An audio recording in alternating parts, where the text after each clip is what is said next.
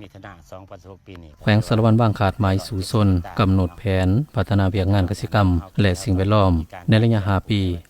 2026-2030คือเก็บแกนใหม่ให้ได้ 3,000 กิโลกาเบี้ยใหม่ให้ได้10ล้านเบี้ยปลูกใหม่ให้ได้ 10,000 เฮกตาร์พื้นภูป่าให้ได้ 130,000 กว่าเฮกตาร์ขึ้นทะเบียนสวนปลูกให้ได้ 3,000 เฮกตาร์ท่านคันทไลทองพันเฮืองศรีหัวหน้าแขนงป่าไม้แขวงสารวัตรได้ให้หูว่าเพื่อเฮ็ดให้การผลิตเกษตรกรรมไปตามทิศสีเขียวและยืนยงก็คือยุทธศาสตร์ของรัฐบาลในการคุ้มครองและเพิ่มความควบคุมของป่าไม้ให้ได้70กว่าส่วนหอยขึ้นไปของเนื้อที่แผนกเกษตรกรรมและสิ่งแวดล้อมแขวงก็คือแขนงป่าไม้ได้ถือเอานิติกรรมต่างๆเป็นบทอิงในการจัดตั้งปฏิบัติโดยเฉพาะแม่นคำสั่งของนายกรัฐมนตรีถือเอา3เวียกใหญ่ต้นต่อเป็นบริมสิทธิ์ในการพัฒนาเวียกงานเกษตรกรรมเป็นต้นเวียกงานคุ้มครองที่ดินป่าไม้เวียกจัดสรรออกใบตาดินเวียกเก็บแกนปลูกไม้และพื้นภูป่า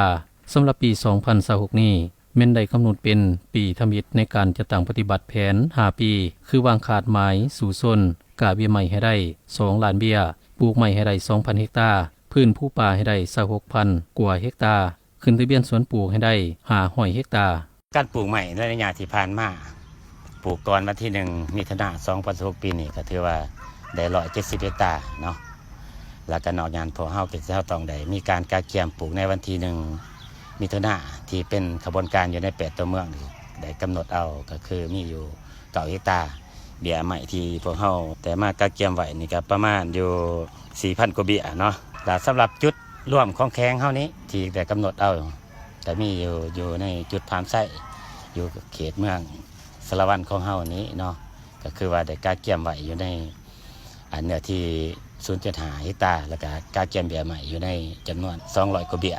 ส่วนเบี้ยใหม่นี่ก็มีอยู่3ชนิดเนาะก็สิมีเบี้ยขะโยงเบี้ยแตกคาแล้วก็เบี้ยใหม่ดอกจำปาการปลูกใหม่ในแต่ละปีโดยเฉพาะการปลูกใหม่ในวันที่6นี่ก็เพื่อแน่ใส่เรื่องการปลูกจิตสำนึกให้ทั่วสังคมโดยเฉพาะก็คือพนักงานทหารตำรวจแล้วก็พ่อแม่ประชาชนรวมถึงนักเรียนผู้นักศึกษาแล้วก็น้องๆเยาวชนให้เขารู้ได้ถึงความหมายความสำคัญของวันปลูกต้นไม้วันที่1ของแต่ละปีนะว่ามีความหมายขึ้นใดเนาะสำหรับการปลูกไม้หันปลูกไปแล้วก็ต้องมีการบำรุงรักษาเอาใจใส่ให้ละเพื่อให้ต้นไม้ของพวกเราหลอดตายสามารถเติบโตการจัดตั้งปฏิบัติตัวจริงมาฮอดวันที่15พฤษภาคม2026สามารถจัดตั้งปฏิบัติได้คือกาเบี้ยใหม่ได้1ล้านกว่าเบี้ยพื้นภูป่าได้ 4,000 เฮกตาร์ขึ้นทะเบียนสวนปลูกได้70 เฮกตาร์สำหรับปีนี้ได้กาเกียมเบี้ยใหม่ที่จะปลูกในวันที่1มิถุนายนทั่วแขวงได้กำหนดเอา8จุดมี 4,000 กว่าเบี้ยปลูกในเนื้อที่9เฮกตาร์สำหรับจุดของแขวงแม้นได้กำหนดเอาท่าสวงเรือเมืองสารวัตรในเนื้อที่ 0.5 เฮกตาร์มีเบี้ยใหม่ที่จะปลูก3ชนิด200 กว่าเบี้ยในนั้นมีประเภทเบี้ยไม้ขะโยงเบี้ยไม้แตกคาและเบี้ยดอกจำปาฉะนั้นจึงขอเชิญชวนทุกภาคส่วนจงเข้าร่วมขบวนการปลูกต้นไม้ให้เป็นขบวนการพดฟื้น